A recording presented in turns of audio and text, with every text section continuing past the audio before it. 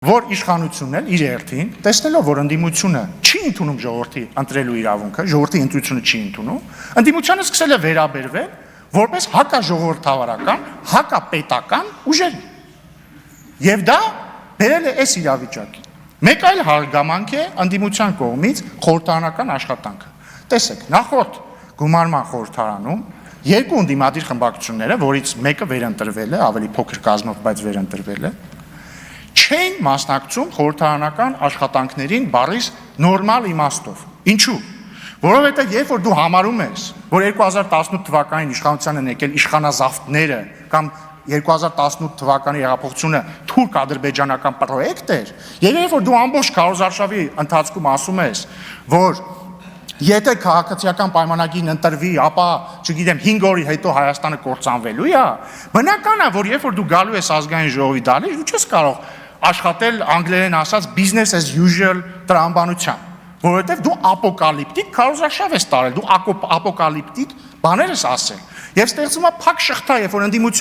ընդդիմությունը քարոզարշավի ժամանակ կամ քարոզարշավից առաջ նույնիսկ իր ընտրողներին այդ ապոկալիպսիսն է ներշնչել, եւ երբ որ գալիս է արդեն խորհրդարան, իր ընտրողներն էլ հակառակ բանն են ասում են, բայց մի վարքյան, դու ո՞նց կարող ես բարևել քաղաքացիական պայմանագիր կուսակցության պատգամավորին, չէ՞ որ ինքը դավաճան սրիկա է, դու ո՞նց ես իրան բարևում։ Եվ ստեղծում է փակ շրջան, ռադիկալացման փակ շրջան է ստեղծվում։ Եվ արդյունքում, օրինակ դրա արդյունքում նախորդ խորհրդարանում ընդդիմությունը իրեն հատկացված պաշտոնները չէր վերցրել մեծամասամբ, կամ սկզբից վերցրել էր, հետո հրաժարվեցին մի խոսքով, բայց արդյունքն էր, որ այդ պաշտոնները վերցված չէին, արդյունքներն էին, որ ընդդիմությունը չէր զբաղվում օրինաստեղծ աշխատանքով, իսկ երբ որ ընդդիմությունը չի զբաղվում օրինաստեղծ աշխատանքով եւ պաշտոններն էլ չի վերցնում, հանձնաժողովի նիստերին չի մասնակցում կամ մասնակցում է, բայց ոչ օրինաստեղծ աշխատանքի համար, ամբողջ ազգային ժողովը օրինաստեղծ աշխատանքի մասին է, եթե արանքից հանում ես օրինաստեղծ աշխատանքը, ինչ է մնում։ Քաղաքական պոլեմիկա, գորգորոց, ռադիկալ ելույթներ։ Դրա համար հարգելի գործընկերներ, ես տեղեկացել եմ առնվազն մամուլից, որ Հայաստան խմբակցությունը չի պատրաստվում վերցնել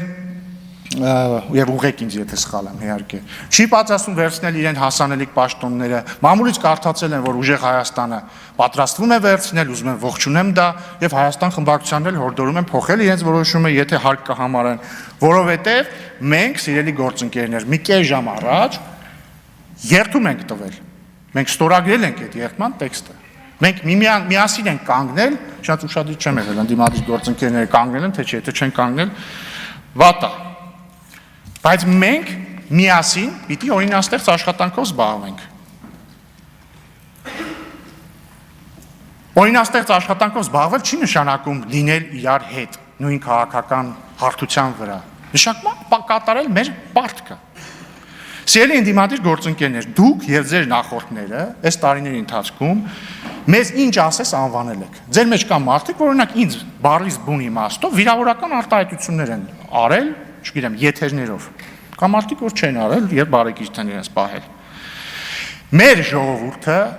երկու անգամ ընտրություններով տվել է վերդիկտը, տվել է դատավճիռը։ Իրանք ասել են ձեզ եւ բոլորին, որ իրանք այդ որակումների հետ համաձայն չեն։ Ձեր արած որակումներին մեր հասցեին ժողովուրդը համաձայն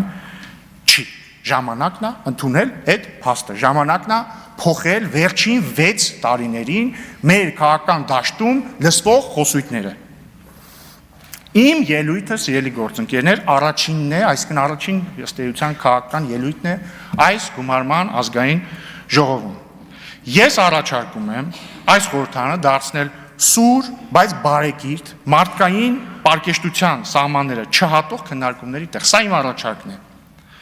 Այո, մենք տարբեր կարծիքներ ունենք գրեթե ամեն ինչի մասին, բայց մենք կարող ենք մի պարզ բանի շուրջ կոնսենսուսի գալ։ Մենք ընտրում ենք պարզ մարդկային բարեկիրթությունը եւ պարկեշտությունը միմյանց հետ այս դահլիճում փոխհարաբերվելիս, վերջ։ Հարգելի պարոն Կարապետյան, հարգելի տիկին Գրիգորյան, շնորհավորում եմ ձեզ համապատասխանաբար ուժեղ Հայաստան եւ Հայաստան խմբակցությունների ղեկավարներ ընտրվելու կապակցությամբ։ Ես բնականաբար միամիտ չեմ եւ չեմ ակնկալում, որ ձեր խմբակցությունների պատգամավորները քվեարկելու են ինձ որպես ազգային ժողովի նախագահ։ Չնայած մարդ է Տիկին Գրիգորյան, կարող է դուք ընդհակել։ Բայց չեմ ակնկալում։ Ես առաջարկում եմ եւ ընդհանրապես ես համարում եմ այսօրը ես համարում եմ զրոյական կետ իմ եւ ձեր հարաբերություններում եւ ընդհանրապես զրոյական կետ խորհրդարանական հարաբերություններում։ Ես առաջարկում եմ իմ նոր մատնանշած մոդելը ընդունել որպես մեր միջև կոնսենսուս։ Բարեկիրթ, սուր, չգիտեմ, շատ սուր, բայց բարեկիրթ բանավեճ միմյանց միջև եւ կառուցողական խորհրդարանական աշխատանք, որովհետեւ մեզ Ժողովուրդ ջան, այդտեղ չեն ուղարկել իրար հետ անընդհատ միայն քաղաքական պոլեմիկա բանեցնելու համար։ Դա էլ է մաս, բայց մենակ դա չի, չէ՞, մենք մարդկանց համար մարդկանց կյանքը, մարդկանց խնդիրները լուծելու համար ենք այստեղ։ Եվ մենք, եթե մենք չենք զբաղվում դրանով, մեր աշխատանքը դառնում է ֆարս։ Եվ եթե դուք ընդունում եք իմ առաջարկը, ես ձեզ երաշխավորում եմ եւ կարծում եմ Տիկին Մանավազյանը նույնպես երաշխավորում է, որ քաղաքացիական պայմանագիր խմբակցության կողմից կլինի համապատասխան վերաբերմունք։ Եթե դուք չեք ընդունում իմ առաջարկը եւ այլ առաջարկներ ունեք կամ կարծում եք, որ պետք է շարունակել գործել արդեն վաղուց հնացած, բազմիցս ծեծված ու տրորված ճանապարհով, ապա քաղաքացիական պայմանագիրը առավել քան պատրաստ է դրան բառիս ամենակոշտ իմաստներով։ Ելույթս ուզում եմ ավարտել իմ անսահման շնորհակալությամբ բոլոր այն մարդկանց, որոնք ընկել են, որպեսզի այսօր Հայաստանի Հանրապետությունը գոյություն ունենա, ընկել են, որպեսզի մենք հնարավորություն ունենանք անկախ Հայաստանի ազգային ժողովում առաջին նիստ գումարել։ Փառք նահատակներին եւ կեցցե Հայաստանի Հանրապետությունը։